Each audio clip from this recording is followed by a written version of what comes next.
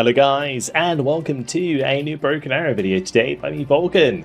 In this one, I can happily announce that it is the end of the PTE, and there is a preview on what's going to be coming in the next update. So that's pretty exciting. I do feel like the PTE went on for a bit too long. It probably should have been limited to like a few weeks or a month, I think, maximum. But it did go on for 2 months in the end. But it's finally coming to a close. It will be closed today, which is 25th of June at 10 p.m. BST, which I'm pretty sure it's just like tonight they're going to shut it off. And then next week they said they're going to update it. So the update is coming on the 2nd of July. That is update 1.1.0.3. We have today a brief overview of what's going to be included in that. So I'm just going to read this through. I wouldn't usually do news videos because I find a lot of it's just easy to access yourself. But in this case, I thought it was pretty big news, as this is going to be the first major update since the Baltic Battalion came out. So obviously I want to let you guys know about that. All right, let's start. So we would like to thank everybody who participated in the first public test. According to our statistics, since the branch launched on April 22nd, more than 50,000 unique players have joined the test. Throughout both the closed and open phases of the PTE, we evaluated a large number of gameplay changes and design approaches, many of which proved successful and will make their way into the main version of the game. With that in mind, we have decided to conclude the current testing iteration. Access to the branch will be revoked on June 26th. That said, the PTE is far from over. Once a new branch or batch of changes is ready, we will prepare another testing iteration. For now, our focus shifts to finalizing the upcoming update for the main version of the game, for which the following set of changes have been approved. So let's go through the changes. So ground unit changes. To begin with, a new airborne recce unit will be added to the game, as well as the new loadout for VDV Dush equipped with thermobaric rounds. Now in the PTE, there was also a VDV Dush with sort of an extra machine gun, like a machine gun version of them. It looks like that might not make it to the main game, but having some thermobaric round Dush is interesting. I felt like most people were leaning on these quite a lot rather than the standard Dush once they were revealed. But we'll see how things go. I mean, they can always adjust the price of them moving forwards. Airborne recce, fun unit, comes with double sniper, has an AT launcher as well. I did actually have quite a lot of fun using these, particularly in a airborne Baltic deck.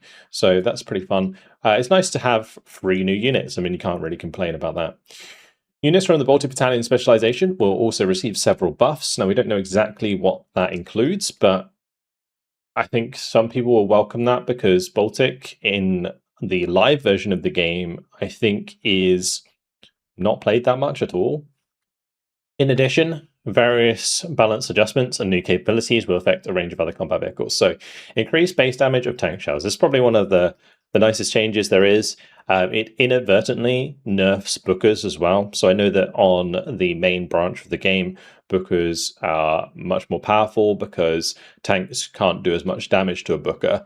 But in PTE, tanks can almost two-shot a booker quite consistently, especially like the higher tier ones with better penetration. So this is basically a nerf to the booker, and IFVs and AFVs and APCs in general, which will stop, BMP3 rushes more often and stuff like that, because that basically became the meta where everybody was using like APCs and IFVs and sort of cheaper units because they could basically take 3 shots before they died on the main branch. But in PTE, it's normally 2 shots or less sometimes if you're close enough.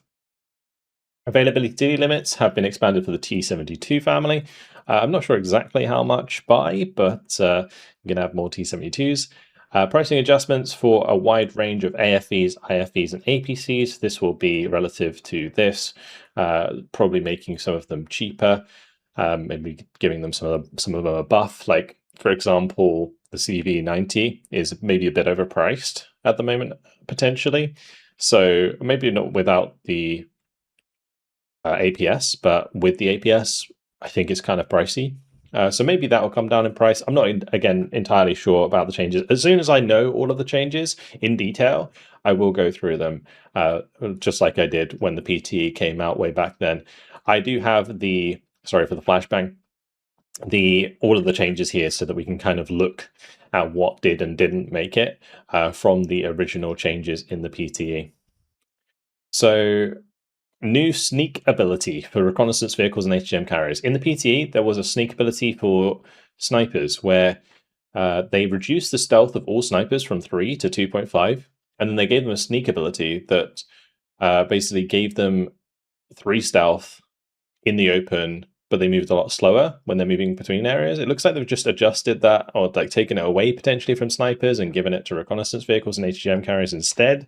So yeah, I'm interested to see this in action because it wasn't something that we tested on the PT, so it's going to be an interesting one. But yeah, the way that sneak works is provides additional stealth with custom movement space. You're going to have like BRDMs and like SAR-mats and stuff like that sneaking around the corner of the map, but driving very slowly. AirTab and AA, so several SAMs have received range adjustments to give fighters more room to maneuver without strengthening bombers. Now, I'm not entirely sure if this is going to work. I wasn't a big fan of the way that they kept changing AA in the PTE. They ended up basically back where they started, where fighters could not really play around very well because they increased the range of the long range AA again, and it basically meant that ASF couldn't loiter. Yeah, so it's I feel like it depends where the range is going. If the range is shorter for long range, then maybe it's better. But then surely that's going to buff bombers. So yeah, I'm a bit confused. You can't really have both. Overkill logic has been improved. This is definitely the case. Definitely was in PTE. Vertical launch mechanics have been refined. So this is them adjusting things like the S300 so that it has a bit of a faster firing animation because it was just worse than the pack for a long time. And I think it still is in the main branch. Aviation will see a number of changes of its own. Aircraft will be able to engage ground targets with rockets and AGMs without requiring a strafing run order. This is a good change. I am a bit worried that it will also be the case for units like the Su-57, which is a very fast aircraft and has air-to-ground missiles that it can launch at low altitude. I do think that they should make it so that being able to fire at ground targets requires you to be moving slowly without an afterburner on, because otherwise certain aircraft will be particularly obnoxious, like the Su-57, for example. So I'm a bit worried about this coming to the main branch, but hopefully they'll just adjust that as we go. Resurrection and refund timers have been revised, particularly for strike aircraft, which will generally see longer cooldowns. This is a welcome change. I know that air spam is a big deal in the main branch, so reducing that is going to be nice. Like if you bring in an F-35, it's going to take longer now to be ready to go again, particularly if it gets shot down. So that's great. The one thing that I didn't see in here is the removal of one-shots. So in the PTE, you can no longer one-shot anything with certain like anti-aircraft. For example, like the S300 would have like 21 damage, I think it was, in the main branch or something. It was enough to one-shot any aircraft anyway. But in the PTE, I think it was like limited to 19 or something, so it never one-shot stuff, and except for maybe a drone. But yeah, I'm interested to see the exact changes and if that reduction of damage is going to actually come to the AA. Infantry, combat, and logistics. Penalties from shock and panic states are being adjusted, alongside a new mechanic that transfers stress from transports to infantry. This is a really nice mechanic, and I'm glad that it's coming to the main branch. It, again, completely nerfs people charging in with sort of fast vehicles straight into the fire of your units. If the vehicle is stressed, the infantry comes out stressed. That's good. Including full stress when auto-dismounting from a destroyed vehicle. There you go. At the same time, infantry micro will become more convenient thanks to an option to resupply units without unloading them from their transport. So you can keep them in the transport, and if you're by supply, they will resupply from that supply, which is nice. So you don't need to like queue and unload order when you're traveling back to the supply. It also means that now if you put a unit like Casevac is going to be really important, like casualty evacuation, getting them into a transport and then driving away, you can now just like right click the supply and then right click or like hold shift and right click the front line, and they'll go back to the supply. They'll wait for the infantry to be fully resupplied and they'll drive back to the front. That's actually maybe only if the transport's damaged. And I think about it, that might not work. Regardless, it is useful. New ability for some vehicles to rearm infantry without using supply dumps. So this is going to be some transports have innate supply inside of them. So I'm not sure which vehicles are going to have them, if it's going to be the same as PTE or if they're going to reduce the number that have them or reduce the number of supplies in general. Again, we'll have to wait and see. Infantry transported in helicopters can now survive low altitude crashes, albeit with heavy casualties. I don't think this needed to be changed, but I'm sure some people will be happy about that. Numerous fixes to order logic and interactions between infantry, transports, and supplies. So this is probably due to like infantry getting stuck when loading sometimes and things like that. So basically, infantry should be a lot easier to use than it was before. I don't think it was necessarily too difficult to use before, but this is basically good quality of life. Artillery. Finally, artillery will receive increased refund cooldowns and longer ammunition resupply times. So no more tornado time. Definitely a lot less tornado spam on the main branch, alongside several munition types. So AoE of cluster munitions has been increased for howitzers. So that's going to make cluster munitions better for, I think there's like the Koletsaya can have cluster.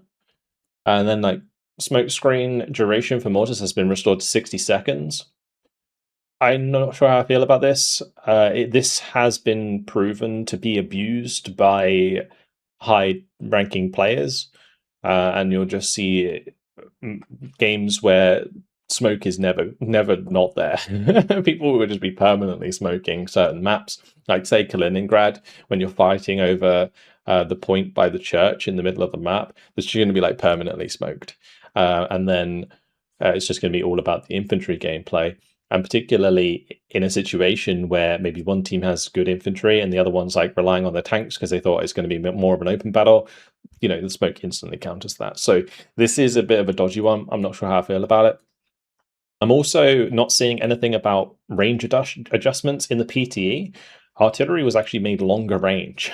So yeah, if that's coming or not, I guess we'll have to wait and see. In addition to the changes listed above, the update will include bug fixes and several quality of life features, including cooldown timers and DPS values in unit cards. This is really good. Happy to see that coming through. As a final reminder, this is only a brief overview of the most notable changes. The full patch notes will be published on the day of the update, which is July 2nd. So we do have to wait a week till we get the nitty-gritty details, unfortunately. It would be nice if they could release that a little bit sooner, so you know we could get prepared for it. But alas, we can have a quick look at what is not mentioned. I mean, I have already sort of spoken about some of the stuff already, but again, just a reminder about the flashbang. So they've added new map variations for certain maps. Like Oil Rush is now played in the city. I'm wondering if they're going to have like two versions of the same map, or if they're going to have, you know, just a change of the map entirely. I would like them to have two versions of the Oil Rush map in particular. I think it's cool. They could split up the Jelgava map, for example, as well. There's plenty of options for them with the maps. There was also no mention of the Conquest mode, so I don't think that's going to be coming to the main branch. It might still be available in like skirmish or in custom lobbies as a like secondary choice, but it looks like they're not going to touch the game mode, probably because it was found that just holding one more sector than your enemy for the entire round would give you like a +3 war goal, which is mental. So I think in the end, Conquest game mode wasn't quite cooked. I'm ready to go. They've put the limit as 1,500 points as well, as in you can only save up to 1,500 points. I don't know if that's going to be implemented. That'd be interesting. The income system, we don't know what that's going to be, We've got like different economy settings. There's all sorts of stuff here that potentially could have been added but not added. We just won't know until we really see the full patch list, and it will probably look something like this. A lot of this is already out of date, so do bear that in mind. For example, like the availability limits for infantry, there was nothing mentioned about that, even though that's like a pretty massive change. Like changing VDV Razvedka from like 6 to 4, changing GRU from 3 to 2. Again, some of these have been changed back and stuff, but Chunye only having 2 available of those. But then again, like Chunye weren't mentioned in the ground units, for example. So just as well as the VDV Dush with AMG, there's no like Chenya changes potentially and stuff like that. Yeah, we'll wait for more details, but I just wanted to get a video out to let you guys know that the PTE is closing. And I think that's a healthy thing for the game because it's going to consolidate the player base once again. Hopefully, we'll see a bit of hype in the next week leading up to the update, and we'll get more information about that later down the line. But yeah, anyway, that is it from me. Let me know what you think in the comments. Did you think it lasted too long? Are there changes from the PTE that you really want to see in the main branch that haven't been mentioned? All that kind of stuff. Make sure to let me know. That's all from me. Hopefully you guys enjoyed the video. Thank you very much for watching, and I'll see you in the next one. Goodbye.